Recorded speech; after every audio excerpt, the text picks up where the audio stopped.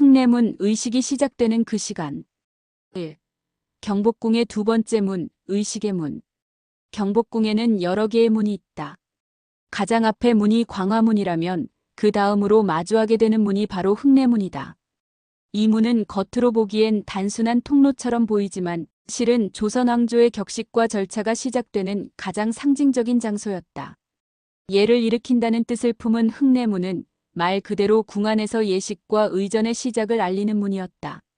왕이 백관을 맞이하는 날, 외국 사신이 입궐하는 날, 대궐 안에서 잔치가 열리는 날이면 이 문을 통과하는 자마다 발끝에 힘을 주고 숨을 고르곤 했다. 이 문을 지나야만 근정전으로 갈 수 있었고 나라의 중심에 가까워졌다는 것을 의미했다. 북이 울릴 때 문이 살아났다. 흙내문 앞마당에는 특별한 시간이 있다. 그 시간은 바로 북이 울리는 순간이다. 궁 안에서 큰 행사가 있을 때면 북을 먼저 울려 모든 사람들에게 이를 알렸다. 세 번의 북소리가 울리면 병사들은 정렬했고 신하들은 대기 자세를 갖추었다. 사람들은 이 북소리를 듣고 어떤 날에는 설레기도 했고 어떤 날에는 두려워하기도 했다. 정월 초하루 왕이 새해 인사를 하러 나오는 날에는 북이 세차게 울렸다.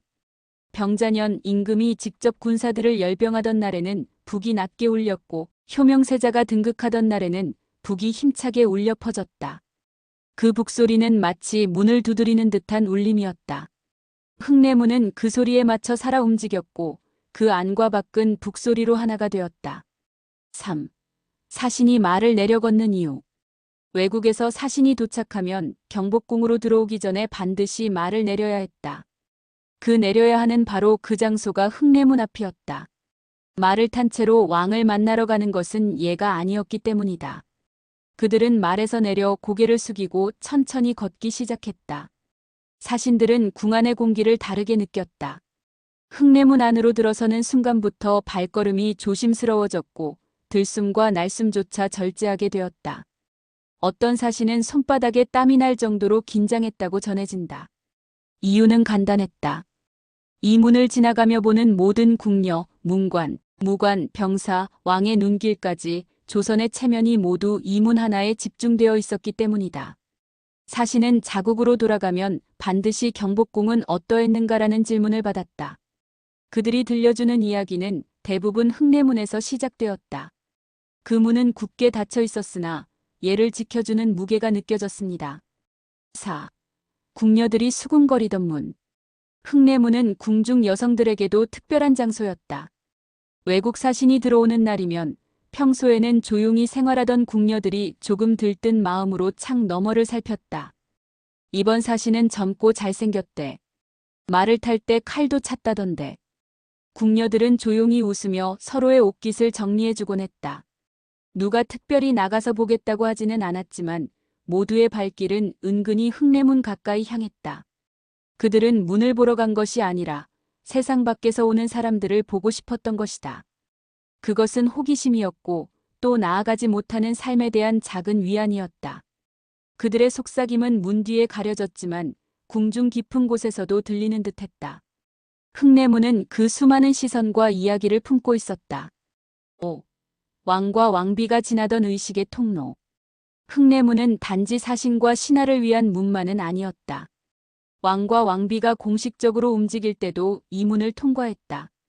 나라의 큰 제사나 백성을 위한 특별 행사가 있을 때면 왕은 행차를 갖추고 흙내문을 통과했다. 그 순간 문은 단지 공간이 아니라 통로가 되었다. 시간의 통로, 의식의 통로, 사람의 통로. 신하들은 그 앞에서 고개를 숙였고 백성들은 바닥에 엎드렸다. 왕과 왕비는 그 문을 지나며 나라를 생각하고 백성을 떠올렸다. 어떤 날엔 문을 통과하는 왕의 발걸음이 평소보다 무거웠다. 전쟁이 있었던 해였다. 어떤 날엔 왕비의 걸음이 가벼웠다. 아들을 얻은 날이었다. 그 발걸음에 따라 문도 울렸다. 흙내문은 말없이 모든 감정을 품고 길을 열어주었다. 6. 평범한 날의 흙내문. 모든 날이 의식과 사신의 날은 아니었다. 흙내문은 평범한 날에도 그대로 그 자리에 있었다. 병사들이 교대하고 시종들이 들고 나는 평일의 흐름 속에서도 문은 조용히 중심을 지켰다. 그런 날의 흙내문은 더욱 아름다웠다. 햇살이 문 기둥에 길게 들이우고 바람이 지나가며 석조난간을 스친다. 가끔씩 까치가 내려앉아 문 위에 깃들고 한참을 고요히 바라보다 날아간다.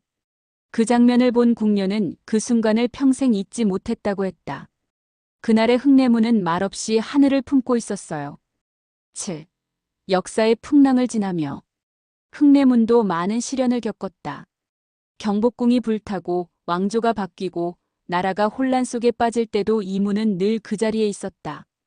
사람들은 그 문을 다시 세우기 위해 노력했고 문은 다시 열렸다. 광복 후 문을 바라보던 사람들은 마음속으로 다짐했다. 이 문은 단지 과거를 위한 것이 아니라 미래를 위한 문이기도 하다고. 흙내문은 그렇게 조선의 예를 지켜낸 문이자 시대를 초월해 사람들의 기억에 남은 문이 되었다. 8. 오늘의 흙내문. 오늘날 흙내문은 관광객이 오가고 전통 수문장 교대식이 열리는 공간이 되었다. 그 문을 지나며 사람들은 사진을 찍고 궁 안의 풍경을 감상한다. 어린아이는 말한다. 엄마, 저 문은 왜 이렇게 커? 엄마는 대답한다. 그 문은 사람들의 예의를 담는 문이야. 흙내문은 조선의 예법을 지켜준 문이었다. 지금은 세계의 사람들이 그 예의 모습을 바라보고 걷고 느낀다.